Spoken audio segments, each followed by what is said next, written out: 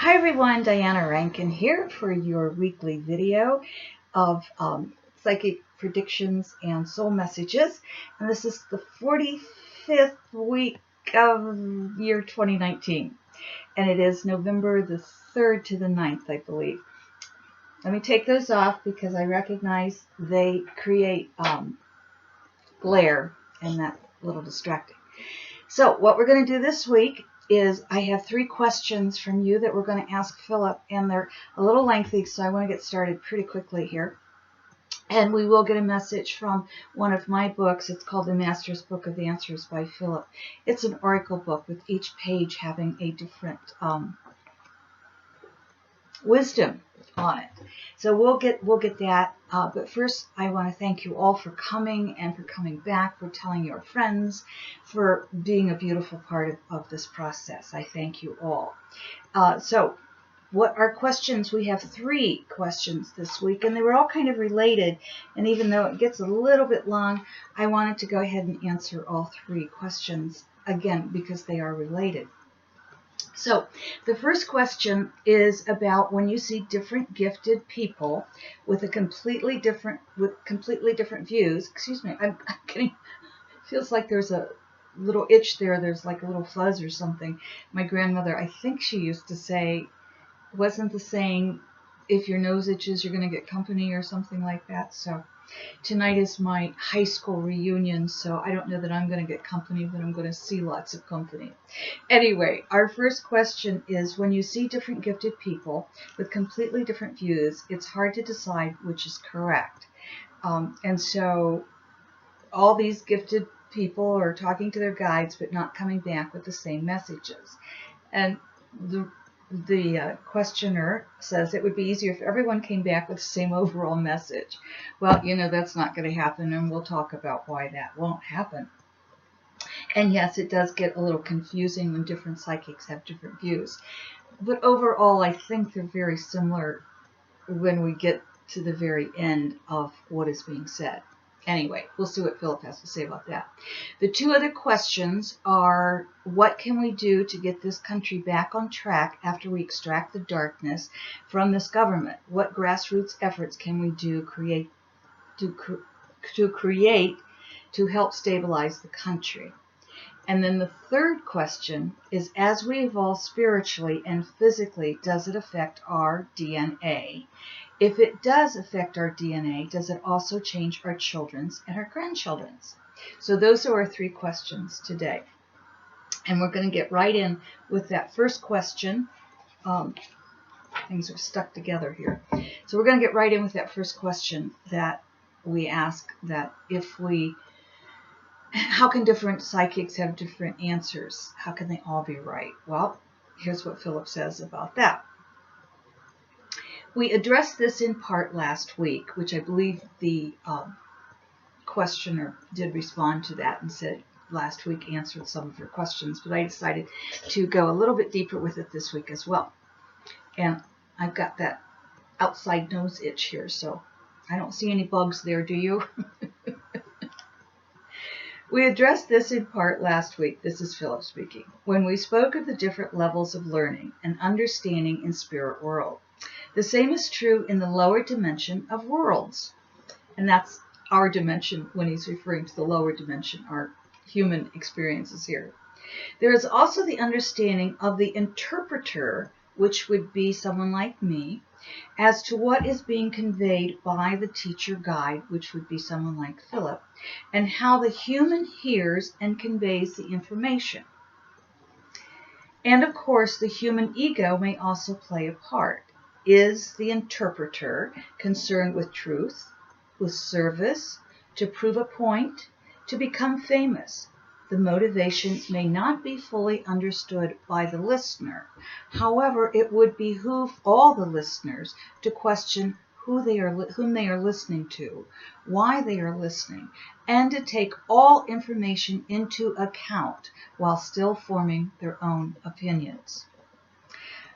Our own level of consciousness draws to us the information we are seeking. This is only a beginning, however. Each individual must have their own direct experience before being fully able to grasp the higher levels of consciousness. We begin with the quest, gather the knowledge, and then experience the experience. It is then one will understand. And then, of course, I thank Philip. And my interpretation of what he's saying here is when we hear the different interpretations, what we're looking at is different people whose level of understanding themselves will be different, such as I may have a different understanding than a different reader, and Philip may be of a different hierarchy than someone else's readers. But if we're learning, we take all that information in, and then we distill it within ourselves. And once we ourselves have an experience of dealing with a Philip or dealing with all of this information, and that creates an experience for us of a higher nature, then we will know either who to listen to, and bottom line is we listen to ourselves. That's my interpretation of what Philip is saying. So I thank Philip, and then I tell him we're going to deal with the third question before we come back to the second question, the third question being about our DNA, because it seems to flow for me. And Philip answers, yes, this is as it should be. This question is a continuation of that which we just spoke about. This question, and this is about the DNA, concerns our DNA changing as we develop and evolve spiritually and physically. That was my comment to Philip. And then Philip answers again by saying, yes, the physical DNA changes as the individual evolves. This allows for human evolution to take place. We spoke about this before when we talked about changes that are currently taking place in human evolution. This is necessary to allow for adaptation to a new climate environment and a new social form that is less reliant on gender identification. The human DNA may change rapidly or gradually. Both allow the individual to receive higher information with greater ease and to then have a greater understanding of all purpose. The gradual change is easier on the psyche and the physical body. Information and understanding come more gradually and is easier absorbed.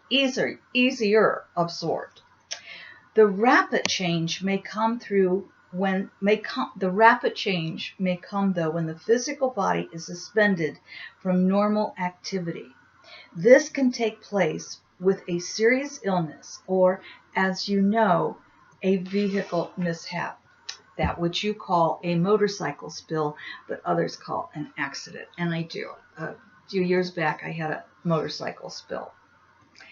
As you know, there is no accident, but an agreement to allow the body to be suspended temporarily, so the work can be done changing the DNA. This takes place, as you know, during the periods of euphoria. The rapid change takes place at a time when either the person has not yet evolved to the point of where they can do their rightful work, or a need has quickly arisen that calls for their rapid evolution. This rapid change is, of course, the more dangerous to the body and can be to the psyche. If the psychic opens too quickly with or without intervention in the body, the consciousness may lose sight of the need to work in the third dimension. In this case, a psychosis is formed that will not be helpful to the individual at the time.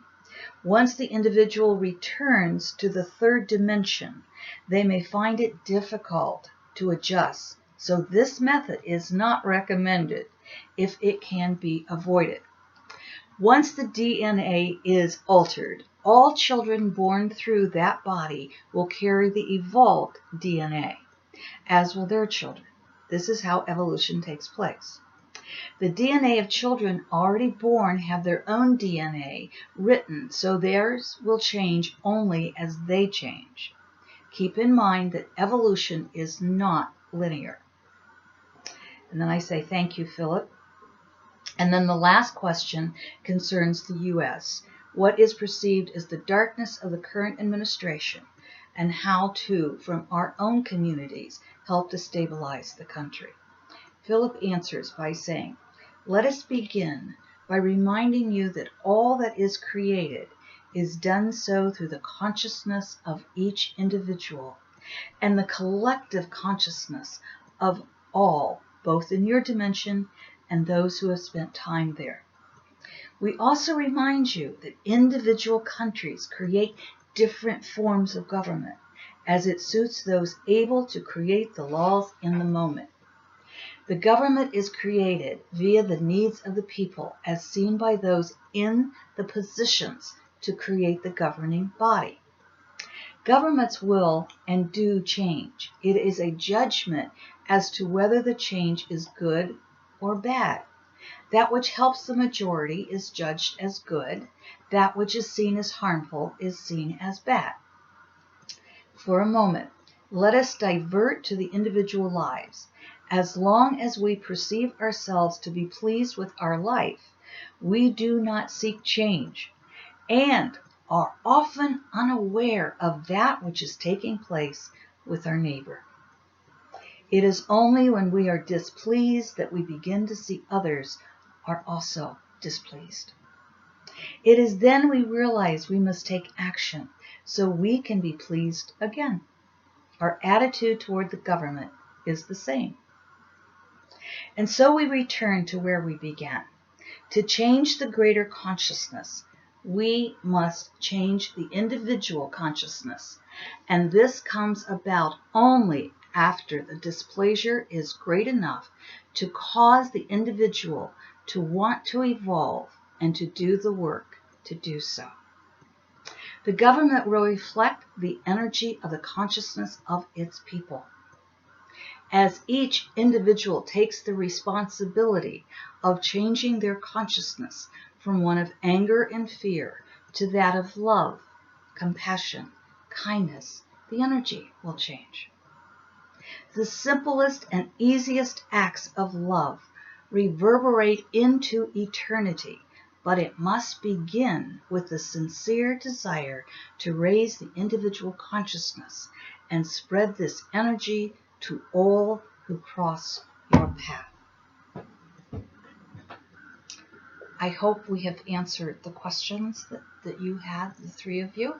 I thank you so much for your questions. I'm happy to ask Philip the questions. I do ask that we keep them as a general nature that would be of interest to all of our viewers. And if you have personal questions, I'd love to give you a private reading for information on how to contact me and the cost of that and how to set up an appointment. Just my website's below. Just go there and give me a call and we'll get you scheduled. So we go on. Let's think left page or right page in order to get our answer or our message for this week, or more messages, I should say. And I do remind you that I always have you think left page or right page. And then I say what page I'm thinking of. And if you get a different page, that's okay, because that's probably a personal message for you. But I'm getting the message for the bigger audience, okay? So we just kind of flip through until a page pops in our mind and we hear quiet, or we hear quit, stop, whatever, or our finger just stops moving. And I'm getting right, but I think the left page I'll read also. Here's our message for this week. When you are lonely, you have been given the opportunity to come to better know the one who lives within you. Oh, this is such a time for shedding. Or the leaves of the trees are telling us this is a perfect time for shedding.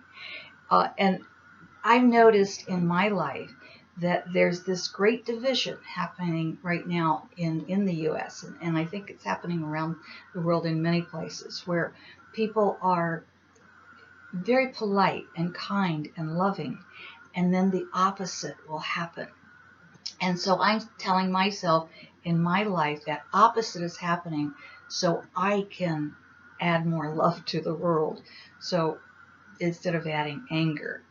And when I feel lonely, I remind myself of this. When you are lonely, one of the kitties is trying to get in here, just stuck a toy under. I keep the kitties out. Daisy's fine, by the way. I keep the kitties out because they're a little distractive when I'm trying to talk, and one of the kitties just pushed a toy under the door, which is over down here, and then the paw kept coming under to play with the toy. So I was a bit distracted. I apologize, but I hope you can imagine that and get a little pleasure out of it. So here's our message. When you are lonely, you have been given the opportunity to come to better know the one who lives within you. And then on the other side, it says, on the left side, when you dismiss another, you dismiss a part of yourself. Whoa, that's a pretty powerful message. When you dismiss another, you dismiss a part of yourself. You know, right now in this division of the country, it's very easy to dismiss those people we don't agree with. And believe me, I want to too. I want to just say, get out of my life, leave me alone, go away. I don't think that's going to help anything. We have to do that at times. There are times we absolutely have to ask someone to leave our lives. If somebody is harming us, or if we just are unable to deal with that person in our lives, yes, they have to leave. But I don't think we want to push everyone away. I think we want to reach out in as much kindness as we can and add that love to our world right now. It's needed. Thank you, my friends. Thank you for receiving the love that Daisy and the kitties and all of us here, two-legged and four-legged ones, are sending to you. And thank you for the love you send to us. And thank you for helping Phillip's word spread. Love. It's an action verb. Until we meet again, I love you. I love you.